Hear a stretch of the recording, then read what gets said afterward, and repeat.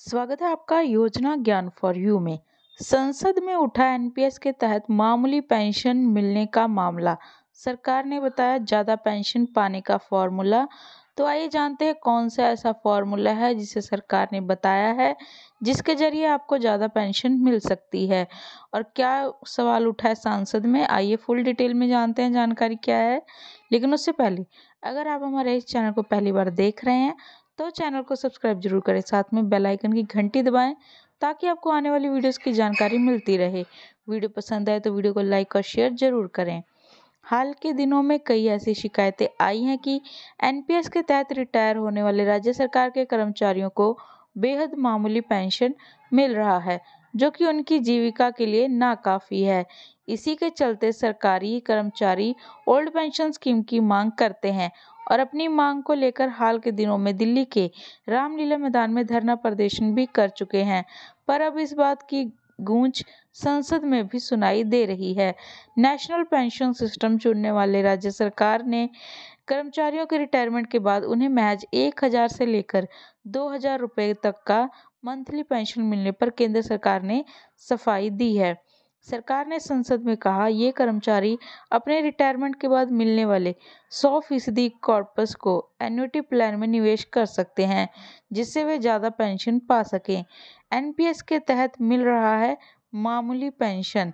लोकसभा सांसद कलानिधि वीरास्वामी ने वित्त मंत्री से प्रश्नकाल में सवाल किया, क्या केंद्र सरकार ने इस बात का संज्ञान लिया है कि कुछ राज्यों में राज्य सरकार के कर्मचारी जो एनपीएस के तहत रिटायर हुए हैं उन्हें केवल 1,000 रुपये, 1,500 रुपये और 2,000 रुपये ही मंथली पेंशन मिल रहा है, जो कि उनके रोजमर्रा के खर्चों को पूरा करने के लिए नाकाफी है। इस सवाल का लिखित जवाब देते हुए वित्त राज्य मंत्री भागवत कराड़ ने कहा, पेंशन फंड पीएफआरडीए एक्ट 2013 के तहत एनपीएस में योगदान पर मिलने वाला रिटर्न बाजार पर आधारित है। एनपीएस के तहत योगदान करने वाले सब्सक्राइबर्स के हितों को ध्यान में रखते हुए पेंशन फंड मैनेजर बेहतर सावधानी के तहत पेंशन के लिए योगदान किए गए पैसे को निवेश करते हैं, जिसे पीएफआरडीए रेगुलेट करता है। उन्होंने बताया कि पीएफआरडीए के इन्वेस्टमेंट गाइडलाइंस के मुताबिक कुल एनपीएस में योगदान से बना कॉर्पस चक्रवृद्धि प्रभाव के साथ आगे बढ़ता है। सरकार ने बताया है ज्यादा पेंशन पाने का फॉर्मूला। तो आइए जानते हैं कौन सा ऐसा फॉर्मूला है जिससे आप ज्यादा पेंशन पा सकते हैं। वित्त राज्य मंत्री ने कहा, कर्मचारियों के रिटायरमेंट के बाद एनपीएस से बाहर निकलने के बाद अर्जित किया गया कुल रकम टैक्स फ्री होता है।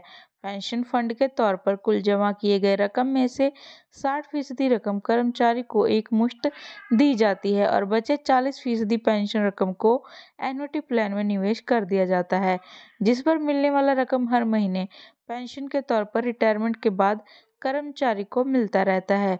उन्होंने कहा, अगर कर्मचारी ज्यादा पेंशन चाहता है तो रिटायरमेंट के बाद मिलने वाले 100% कॉर्पस को एन्युटी प्लान में खरीदने पर निवेश कर सकता है।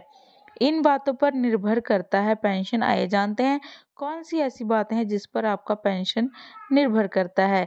भागवत कराड़ ने कहा, जिस कॉर्पस से सब्सक्राइबर्स एन्युटी खरीदता है, जिस पर एक अवधि के लिए पेंशन तय होती है, ये कई बातों पर निर्भर करता है, जिसमें नौकरी के दौरान एनपीएस में मंथली योगदान, योगदान की अवधि, वह अवधि जिसके लिए सब्सक्राइबर निवेशित रहता है, इन्वेस्टमेंट पैटर्न और सर्विस के दौरान अगर कोई आंशिक निकासी की गई है तो इस पर भी मिलने वाली पेंशन निर्भर करती है।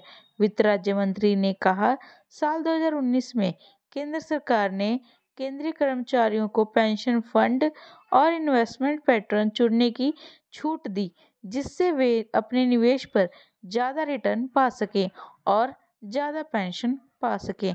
आशा करते हैं जानकारी आपके लिए फायदेमंद होगी और ऐसी जानकारियों के लिए चैनल को सब्सक्राइब, लाइक और शेयर जरूर करें। अगर आपके मन में कोई सवाल या सुझाव है तो आप हमें कमेंट बॉक्स में लिख सकते हैं। तब तक के लिए धन्यवाद।